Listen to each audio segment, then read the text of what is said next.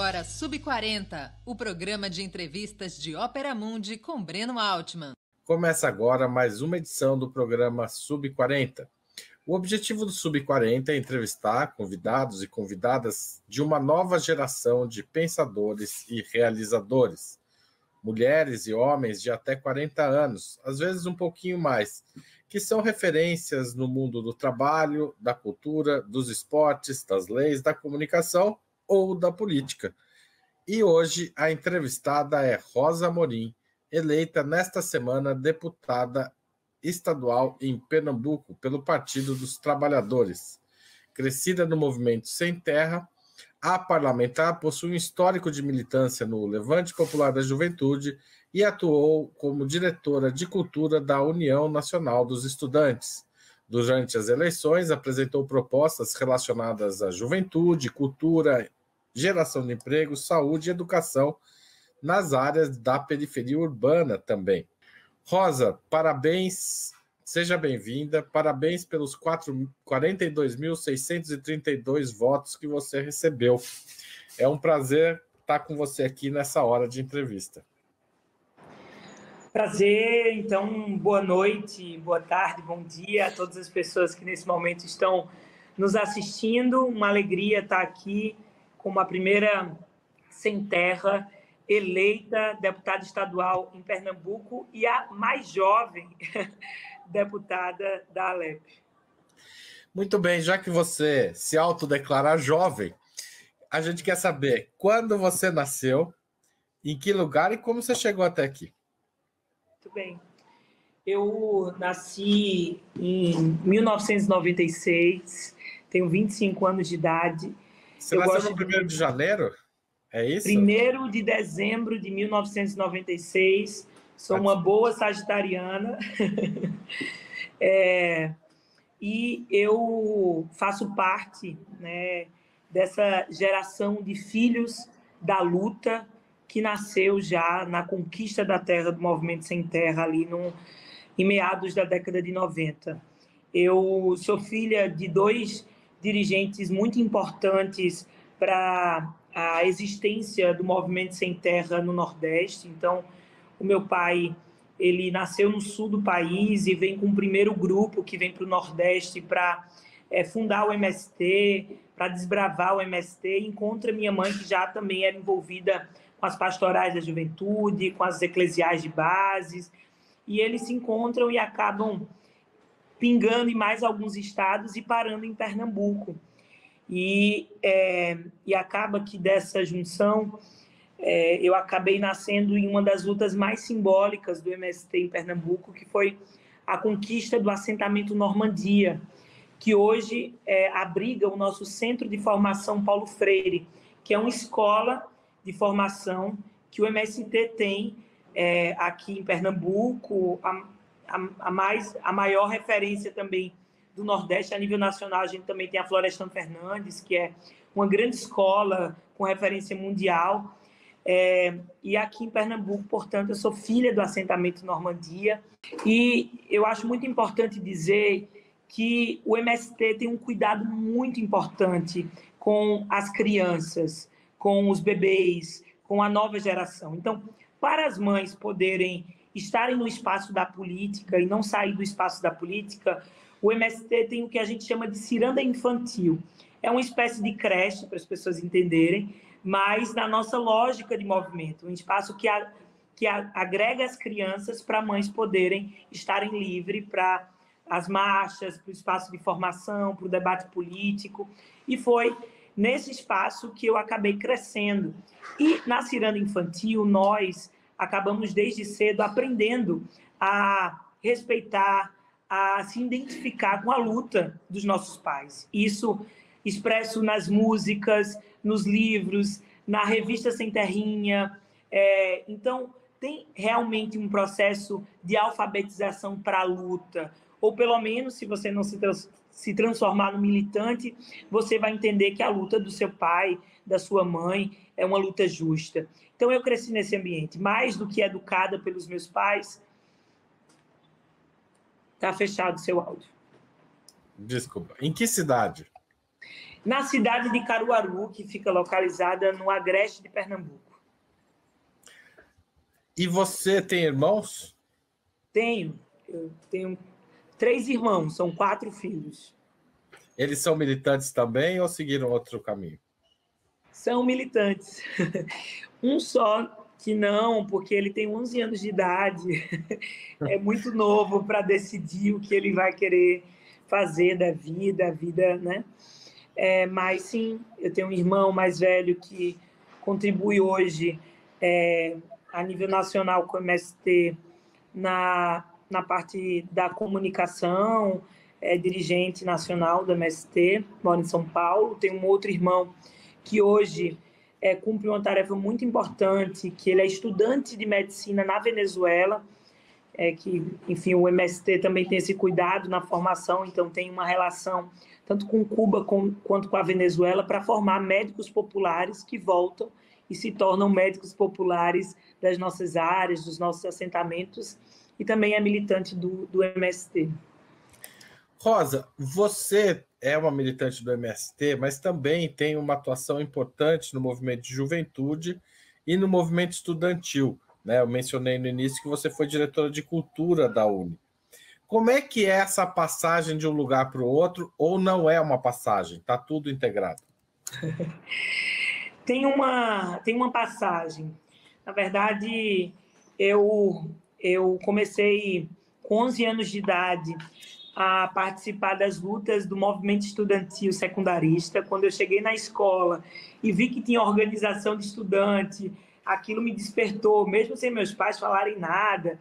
E eu fui me envolvendo muito cedo com a luta estudantil. E quando o MST decide, junto com um conjunto de organizações, construir um movimento de juventude chamado Levante Popular da Juventude, que é um movimento nacional que nasce do MST, o MST desloca ou orienta, indica alguns militantes, filhos, jovens, a construírem um levante. Então, eu acabei sendo orientada, né, já que eu estava na luta política muito solta, também jovem, a construir, a conhecer o Levante. E logo me identifiquei com essa organização e passei, indicada pelo MST, a construir esse movimento de juventude ainda muito nova. E acabo indo para a Uni. E é importante dizer também que nesse mesmo período que eu entrei para o movimento secundarista, construindo o Grêmio, lutando contra o aumento das tarifas de ônibus, eu também acabei começando a fazer teatro em Caruaru, na minha cidade, e fui me envolvendo no mundo da cultura, da arte, e fui construindo esse lugar meio junto, assim, a luta política do meu lugar enquanto artista. E eu decido ir para a universidade e decido cursar teatro, né? Dar prosseguir aquilo que já era a minha formação desde muito cedo. E entrei na universidade, saí de Caruaru, fui para o Recife, estudar teatro na UFPE, e acabei que eu entrei na universidade num período de grandes mudanças no nosso Brasil, que foi o período que a gente sofreu um golpe em 2016, e eu, que já vinha de uma trajetória de luta, não tinha como não me envolver nesse processo. Então, acabei me envolvendo de forma muito ativa nas lutas do movimento estudantil da educação, mas, sobretudo, em defesa da democracia, porque era aquilo, né, que estava, e ainda hoje essa é a nossa principal pauta, né, democracia.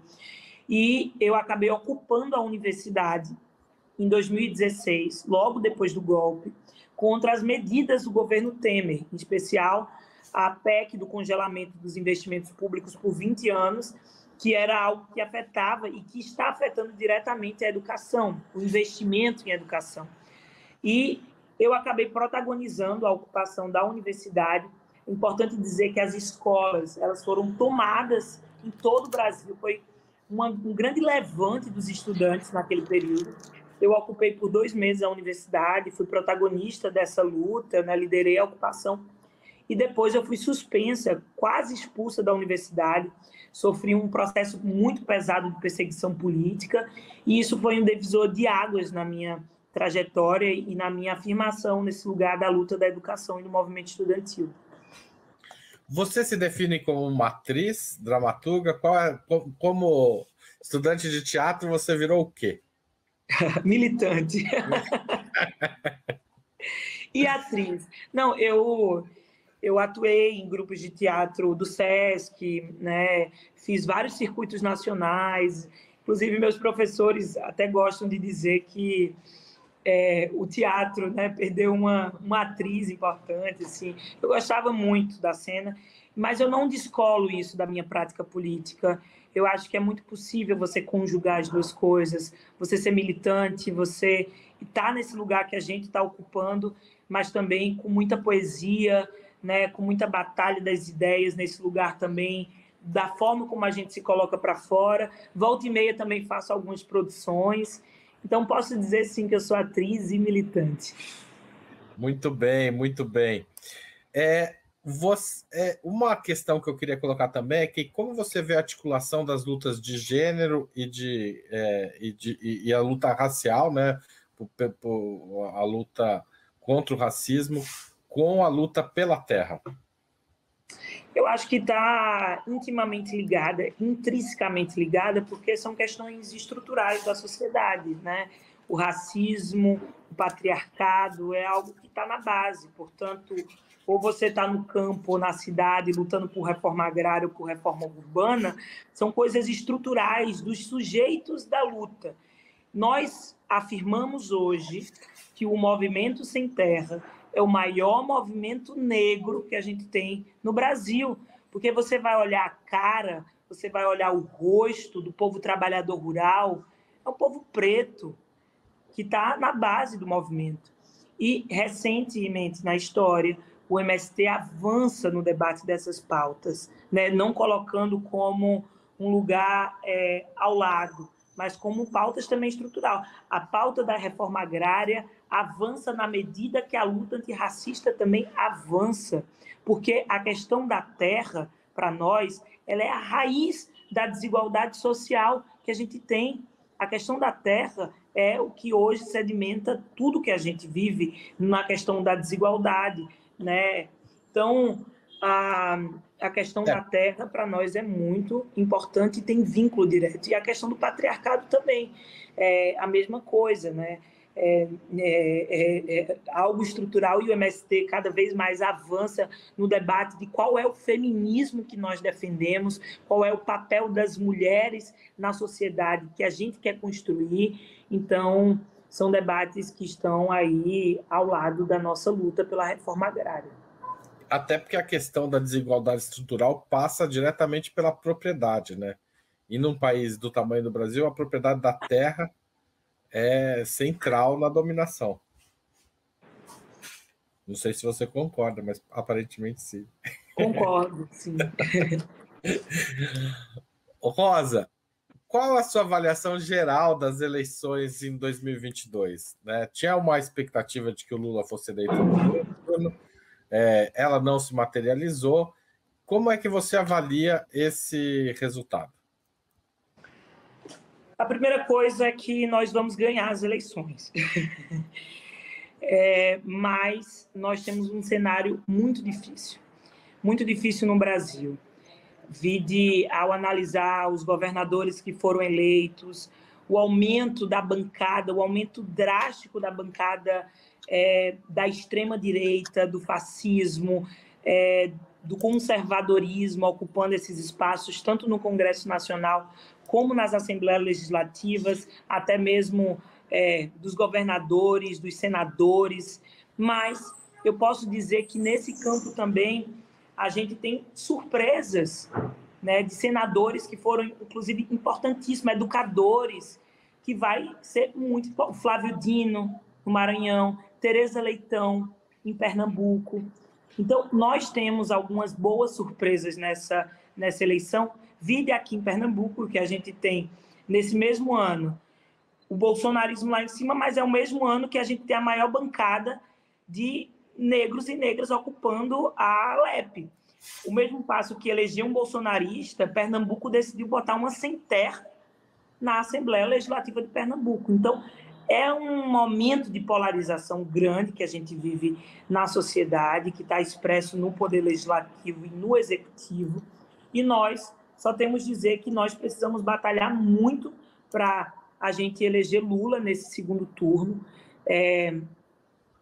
Eu acho que já é uma vitória Lula sair lá para frente, na frente no primeiro turno, estava dentro da margem de erro, mas acho que Bolsonaro aí surpreendeu e nós precisamos cuidar disso e fazer um bom trabalho para a gente conseguir ter uma vitória contra o fascismo nessas eleições.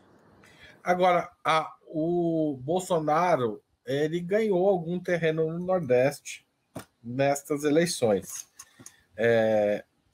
A que você atribui isso? Por outro lado, ele perdeu muito terreno em regiões metropolitanas, sobretudo em São Paulo, na capital paulista, não no interior de São Paulo, mas na capital paulista. Como você vê essa movimentação? Acho que a primeira coisa é que a gente está vivendo um país da fome, um país que a gente, até falando do presidente Lula, a gente não quer comer só picanha. A picanha está muito distante de nós, né? O povo brasileiro precisa de feijão, de arroz, do básico para se alimentar.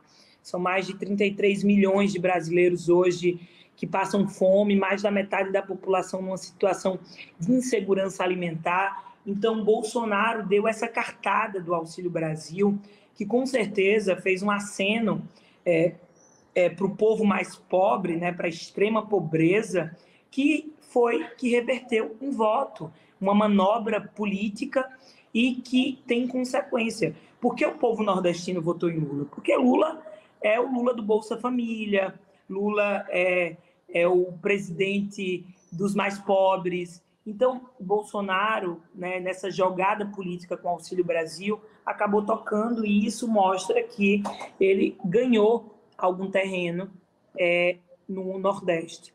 E a análise do Sudeste, eu acho que vai ao inverso disso, mas do espaço de demonstrar, não do prato que está vazio, mas da parte ideológica do governo Bolsonaro, né? Das ideias extremistas de Bolsonaro, das inconsequências, burrices de Bolsonaro, faz com que, né, uma classe média alta ou média comece a ter consciência, até por alguns posicionamentos nesse último período, também de artistas, de pessoas referências na sociedade, alertando sobre o perigo Bolsonaro.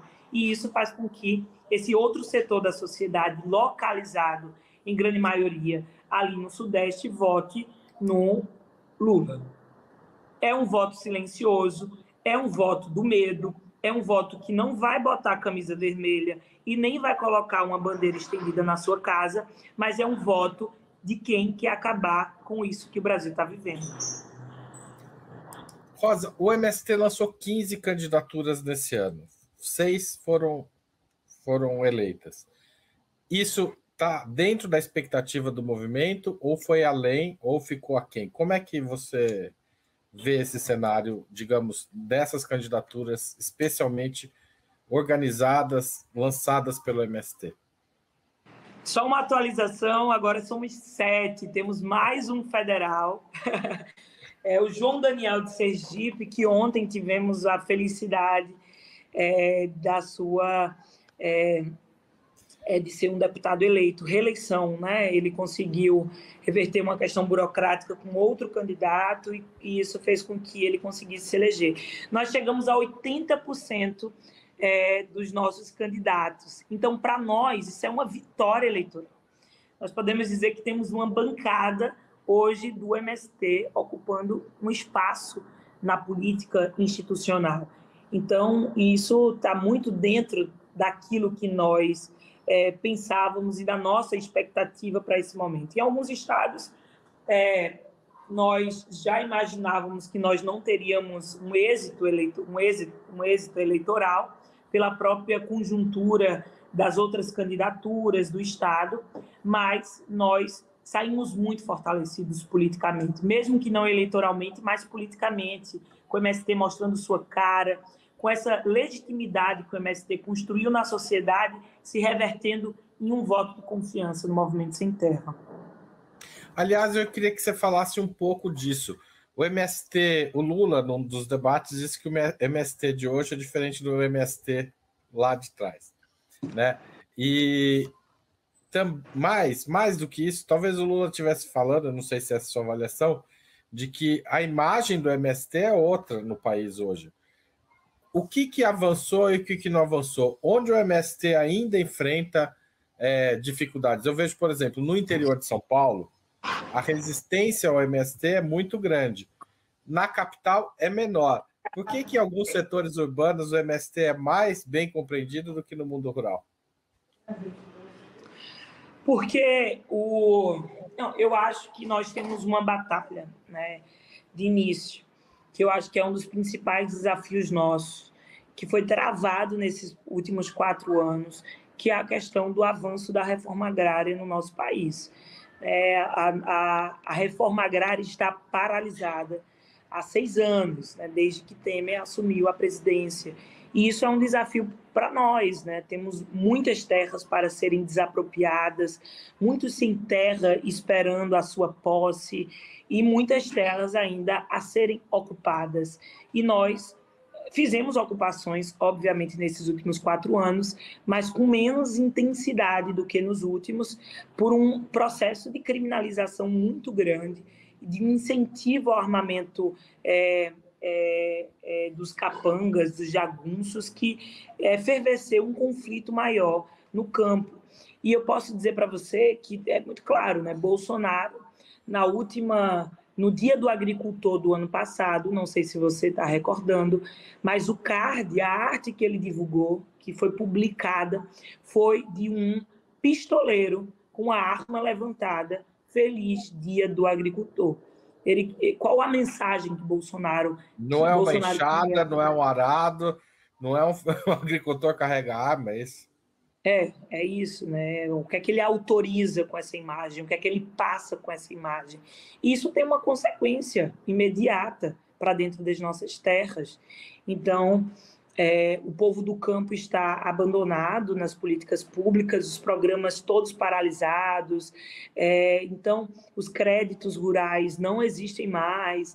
Então, há uma dificuldade, por isso que eu acho que quando você faz essa fala, né, o povo da cidade, mais do que o povo do campo, legitima a luta, e acho que tem uma consequência direta com essa mudança que o Brasil vem vivendo desde o golpe.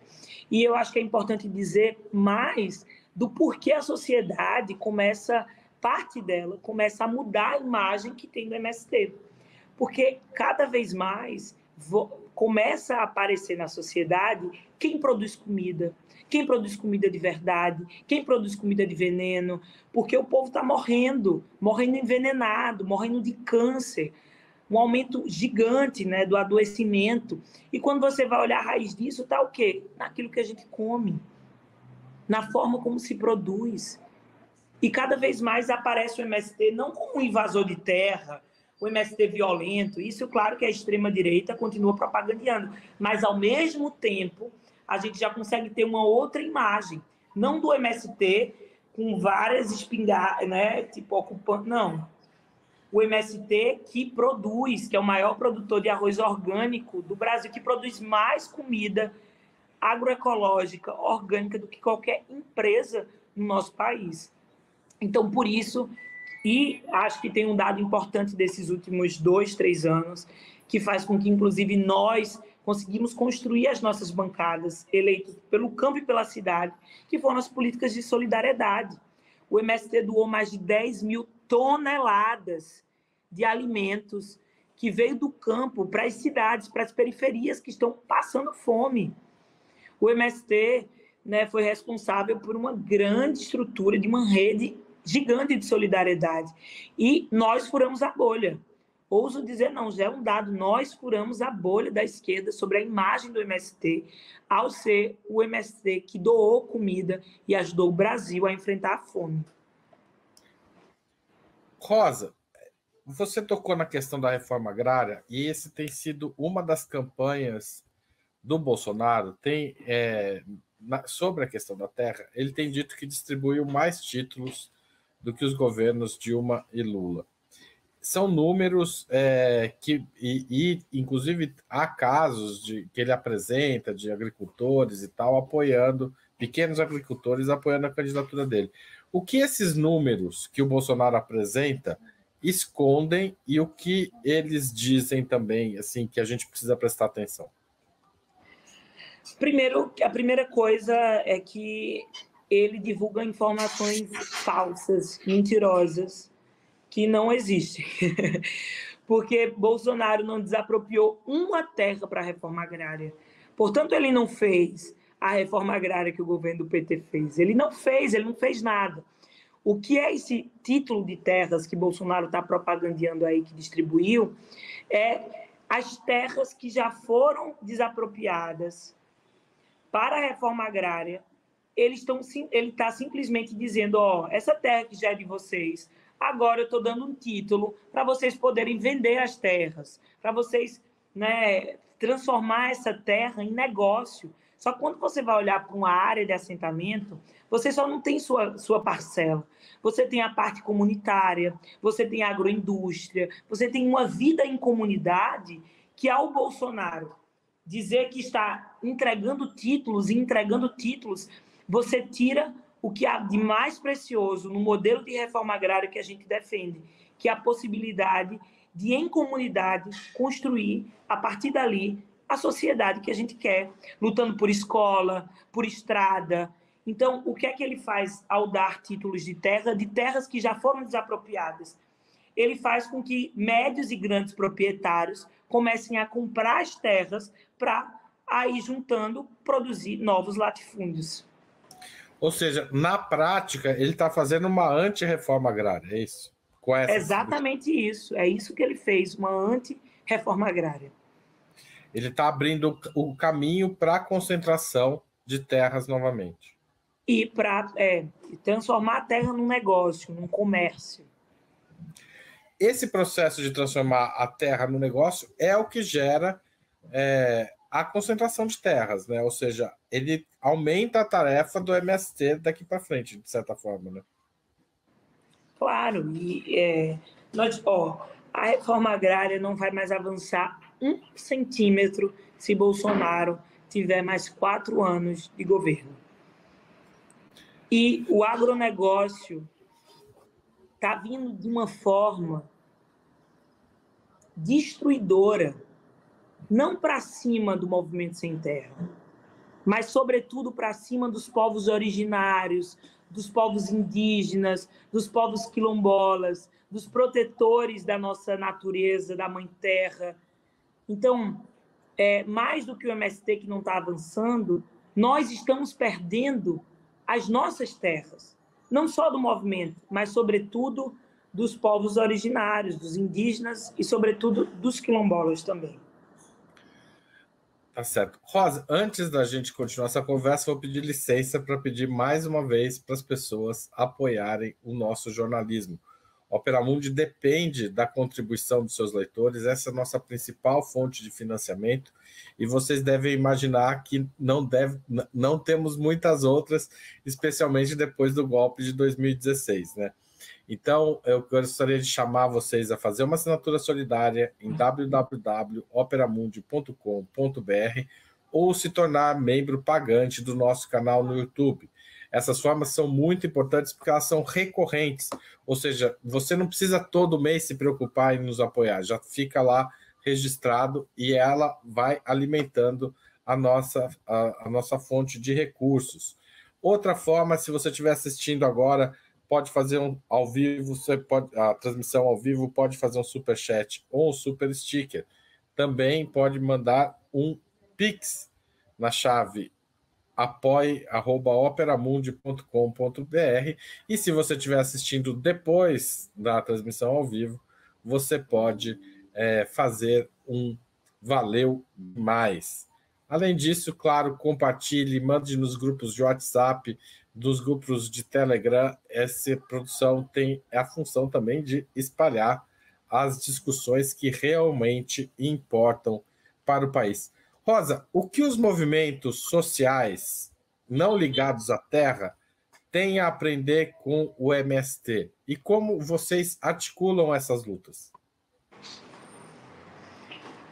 Acho que o principal aprendizado do Movimento Sem Terra, aprendizado não, mas o legado, é na organização política. O MST, nós dividimos a luta em 3 esferas. A luta social, que é essa luta de organização do povo, de trabalho de base, essa luta que há uma grande crítica em cima da esquerda, em especial da esquerda, de que abandonou o trabalho de base, o vínculo com o povo, essa luta que o MST nunca deixou de construir desde a sua existência na década de 80. Se nós hoje somos a força política que nós somos, é porque nós ainda até hoje priorizamos a organização do povo para pautas muito concretas, como a questão da terra e dela se desdobrando muitas outras questões. Nós também atuamos nessa outra esfera da luta, que é a luta ideológica, que é essa luta que nós achamos imprescindível, que, na verdade, hoje nós estamos passando por uma batalha ideológica na sociedade. O fascismo é uma ideologia que nós precisamos combater, e isso é na batalha das ideias. Então, é um campo de atuação que eu acho que o MST ele consegue avançar muito, com jornais próprios, com mecanismos de comunicação, mas isso a direita conseguiu se apropriar muito bem. E se hoje o Bolsonaro porque as suas ideias se propagandearam na sociedade. Portanto, nós, enquanto esquerda, enquanto movimentos sociais e populares, nós precisamos avançar muito sobre o nosso método de diálogo, de convencimento, de formulação de projeto, de como o nosso projeto é dialogado com a sociedade. Portanto, esse campo da batalha das ideias, eu acho que é o que a gente precisa avançar muito e o que as organizações precisam tomar também como prioridades, Avançar, elevar o nível de consciência da classe trabalhadora, isso não é uma tarefa fácil. Isso é uma tarefa muito difícil. Exige formação, exige convencimento, exige mecanismo, ferramentas, e a gente precisa avançar nas ferramentas necessárias para o tempo histórico que a gente vive, utilizando as redes sociais, os meios de comunicação e sem ficar para trás. A gente precisa acompanhar o nosso tempo. E a outra dimensão da luta é a luta institucional, essa que o MST não fazia até esse ano. Então, nós agora estamos aprendendo com parte da esquerda sobre a importância desse lugar. Nós nunca queríamos ocupar esse lugar porque o MST entende que as leis, elas são as lutas institucionalizadas. É a pressão popular para que as políticas públicas, as leis, os nossos direitos possam ser executado, legislado, mas hoje é lá, nesse espaço, que os nossos direitos estão sendo retirados. Então, nós precisamos ocupar esse espaço como um movimento que pressiona para as leis passarem, mas como um movimento que agora vai estar no campo de decisão para poder fazer acontecer. Rosa, uma das questões que tem, inclusive a tentativa de explicar alguns resultados eleitorais tem passado muito por aí, é a questão da religiosidade, da religião, dos evangélicos, sobretudo, no fazer político e nessa luta ideológica que você acabou de mencionar. Como o MST lida com a questão da religião e como você acha que a esquerda deve lidar com essa questão até o segundo turno? Nós precisamos cair para dentro, atuar. O problema não é a religião, a fé, O problema é o que transformaram esse espaço de fé no espaço também de negócio, no espaço onde a política, na verdade, sempre foi, a estrutura da igreja, mas quando vai para esse campo do extremismo, que hoje virou fundamentalismo religioso, é um campo perigoso, mas que nós precisamos aprender, inclusive, para poder ocupar espaço. E isso eu acho que Lula conseguiu fazer, quebrar um pouco. Tanto que nós crescemos no meio dos evangélicos. Não crescemos muito, mas crescemos, e foi um crescimento importante. E nós temos que ter uma estratégia para operar para dentro, sobretudo das igrejas evangélicas. Mas você, como candidata, como foi sua experiência com essa questão? Porque o MST também, às vezes, é estigmatizado pelas redes evangélicas. Como é que você lidou com isso? A sua experiência? Nós não tivemos muito embates e acabamos não conseguindo também entrar dentro desse campo.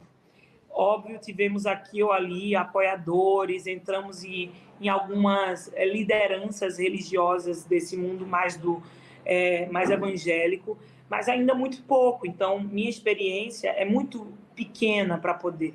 Mas, em contrapartida, por exemplo, nós fizemos uma grande aliança, uma plataforma política com os povos de terreiro, que foram esses, né? Muitos vieram com o MST aqui, muitos, porque é um povo que, na contrapartida do outro lado, é quem está sofrendo perseguição política, perseguição religiosa, intolerância religiosa, perdendo espaço. A questão da terra também é importante.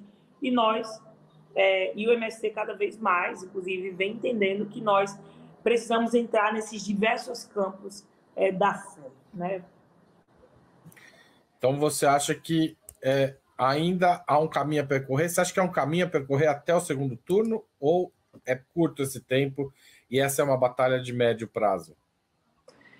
Ainda tem que se percorrer, porque nós não podemos perder essa batalha, mas, claro que não vai ser reversível assim. É uma batalha de médio e longo prazo, porque quando bate nas ideias é difícil, você tem um grande caminho a ser percorrido.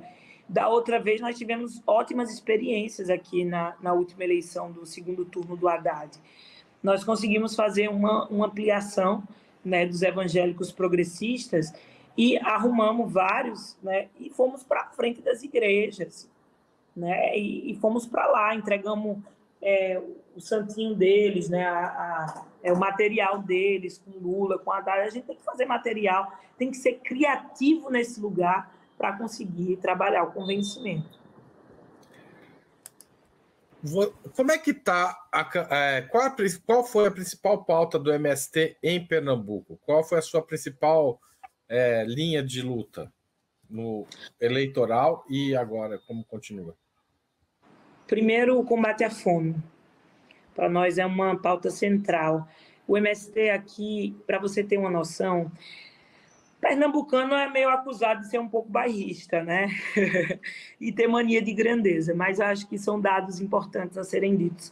Foi aqui em Pernambuco que a gente iniciou a primeira experiência das campanhas de solidariedade, que resultou em um formato, que foi o Mãos Solidárias, que se espalhou para alguns estados, em especial o Ceará, o Paraná, e nós conseguimos construir muitas experiências viáveis e possíveis que propagandeamos ao extremo nesse processo de campanha e queremos ver um resultado disso depois, em projeto de lei, em mecanismo junto ao governo, que são, hoje nós temos 9 cozinhas solidárias só na região metropolitana do Recife, que produz comida quase diariamente, não só para a população em situação de rua, mas para as pessoas das periferias que não conseguem comprar um gás, que não conseguem fazer uma cesta básica. E nós, para você ter noção, Recife não tem um restaurante popular, então há muito que se avançar nesse lugar, sabe? Então essa, para nós, foi uma pauta e vai ser uma pauta que é o combate à fome, não só emergencial, mas também como você consegue fazer isso de forma programática e também mais estrutural, desde pensar uma renda básica até pensar em restaurantes populares que possam existir nas comunidades mais carentes e no centro, onde está a população em situação de rua. Minas Gerais tem experiências muito positivas com restaurantes populares, o Rio de Janeiro, próprio São Paulo. Então, precisamos beber dessas experiências e executá-las aqui em Pernambuco, que o nível da fome está lá em cima. E é pior nas regiões metropolitanas ou no interior? Não, nos centros das grandes cidades, porque é onde você tem o maior contingente de gente concentrada, né, desempregada, passando fome, em situação de moradia de rua, na situação de rua, que aumentou muito. Então, Com certeza, nas grandes cidades é onde a maior parcela da população passa fome em um nível mais alto, né? Só um exemplo, nós, o povo do campo, se não tem um botijão de gás, e eu rodei esse estado todo, o povo tá cozinhando a lenha, né? Pega a sua lenha, né? Faz o seu fogão, mas na cidade isso não acontece. Um botijão de gás aqui em Pernambuco está custando R$ 150. As pessoas estão morrendo, várias casas explodiram nesse último período, né? Porque tentaram utilizar de forma errada, compraram gás duvidoso, e aconteceu isso, casas explodiram, pessoas morreram porque não tinham um botijão de gás e tentaram utilizar outros mecanismos para poder cozinhar. Você falou de Recife e do Pernambuco, e eu me lembrei que Josué de Castro é pernambucano e foi uma das referências para pensar a fome. E uma vez escrevendo sobre ele, eu me deparei com um editorial de jornal que dizia: não se entende tanto bater de lata. Essa frase me deixou muito impressionado. Não se entende tanto bater de lata por tão pouco. Que era a ideia de que não havia fome no Nordeste que justificasse as críticas, a pesquisa, as críticas e o posicionamento político, porque José de Castro também foi um parlamentar do PTB, né, sobre a questão da fome. E o Bolsonaro, de novo, vem dizer que não há fome no país. Embora isso tenha sido amplamente desmentido por pesquisas, redes sociais, debate, é possível ouvir isso sendo repetido pelos bolsonaristas. Ouvi isso ontem numa rádio, que eu não vou citar o nome aqui para não queimar essa live e a gente não... Tá certo? Como combater esse tipo de mentira? Que eu não diria nem que é mais fake news, é uma outra coisa, está no nível porque não tem o caráter aparente do absurdo, é normalizada essa afirmação, assim como se fosse verdade de que não há fome no país. Rosa. Não, isso hoje é a maior realidade, né? Qualquer pessoa que passa em qualquer rua de um grande centro urbano vai ter claro nos olhos dela, diante dos olhos dela, não precisa nem avançar muito para as periferias, né? Acho que São Paulo, para mim, é o maior exemplo. Eu morei em São Paulo durante uns 7 meses e ali, para mim, é a grande expressão, né, do que é o Brasil. Durante a campanha, eu comecei a criar uma imagem, né, que, assim, se qualquer pessoa hoje, de fora, quisesse uma fotografia do Brasil, como é que está o Brasil hoje, né? Congelasse o Brasil e dissesse qual é hoje, o que é que mais representa a situação do Brasil. Eu fotografaria aquelas pessoas no Ceará correndo atrás de um caminhão de osso para poder comer, disputando com os cachorros, com os ratos, né? Assim, ossos, restos. Então, esse é o Brasil que nós temos, é o Brasil da fome. Assistindo um espetáculo de um grupo aqui de Recife, chamado Grupo Magilute, eles estão com o espetáculo chamado Estudo número 1, Morte e Vida, que é baseado em Morte e Vida Severina. E tem uma frase que eles dizem, que eu acho que é a síntese para Bolsonaro e para os bolsonaristas. Não se morre de fome, se mata de fome. Não se morre de fome, se mata de fome. Ninguém morre de fome. Se as pessoas morreram de fome, é porque tem um projeto que faz com que ela passe fome. Então, portanto, quem morre de fome, as pessoas que estão morrendo de fome, elas estão sendo assassinadas por um projeto. E é esse mesmo projeto que diz que não existe fome no Brasil e que não acaba produzindo mecanismos emergenciais para combater a fome. Ainda falando sobre Pernambuco, vai ter segundo turno em Pernambuco. Como é o posicionamento do PT e do MST para esse segundo turno e como ele se articula com a eleição nacional? Bom, a gente tem um segundo turno aqui muito difícil. Acho que tem um dado histórico importante que Pernambuco vai ter a primeira governadora mulher da sua história, porque é um segundo turno com 2 mulheres. Marília Reis, que saiu do PT, foi para o Solidariedade, e Raquel Lira, que é do PSDB, inclusive vem da minha cidade, que é Caruaru. E nós temos um segundo turno muito difícil. Já foi um primeiro turno difícil, porque Lula, né, definiu apoio ao PSB, que tem um campo de articulação nacional, e Marília Reis, né, não estava com o apoio do Lula, mas mesmo assim produziu toda a sua campanha, né, com a identidade do Lula. E isso, né, obviamente, tinha muitos lulistas que estavam com ela, né, o povo reconhecia nela uma figura que realmente representava. E agora a gente tem uma dificuldade, porque nós estamos esperando uma decisão de Lula. Há um indício que talvez Lula fique neutro, porque os 2 palanques são importantes para ele não pode perder espaço. Mas, ao mesmo tempo, a gente está diante de 2 projetos que são muito parecidos, mas, ao mesmo tempo, tem uma diferença que é gritante, né, do projeto que vai ser executado se Raquel ou se Marília Reis se eleger, por conta das alianças, das relações. Então, nós estamos no jogo de sinuca, nós não nos posicionamos, estamos esperando o Lula decidir para onde ele vai, a depender de uma neutralidade de Lula nesse segundo turno. Nós vamos, junto com os movimentos sociais, com o PT, definir para onde a gente vai.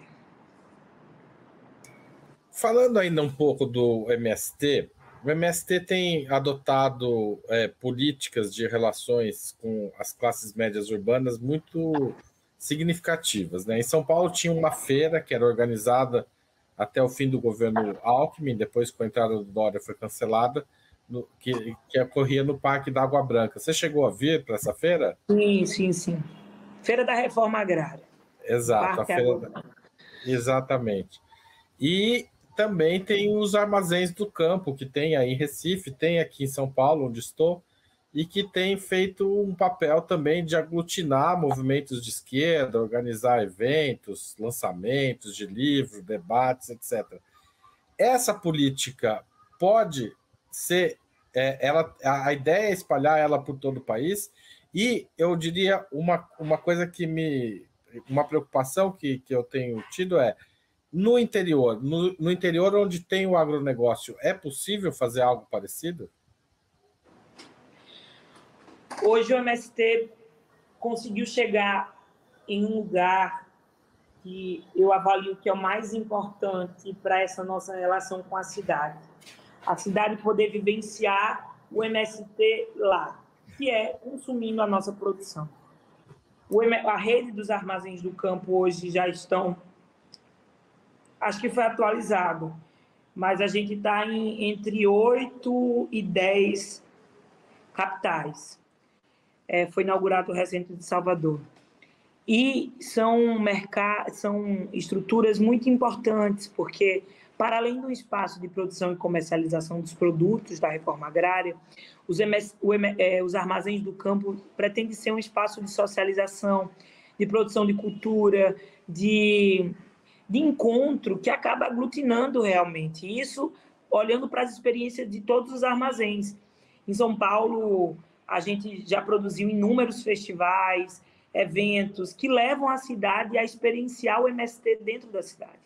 E aqui em Pernambuco, puxando minha sardinha, porque eu estou desde a inauguração do armazém, eu fui pouco responsável por pensar a concepção da cultura no armazém aqui no Recife, e o armazém aqui está localizado no coração da cidade do Recife, e hoje é a principal referência para toda a esquerda.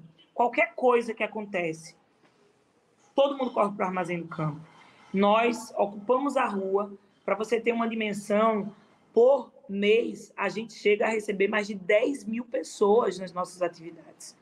Isso quando acontecem eventos políticos muito grandes, como agora, por exemplo, o primeiro turno, nós, só agora no domingo, a gente recebeu mais de 5 mil pessoas no armazém. Então,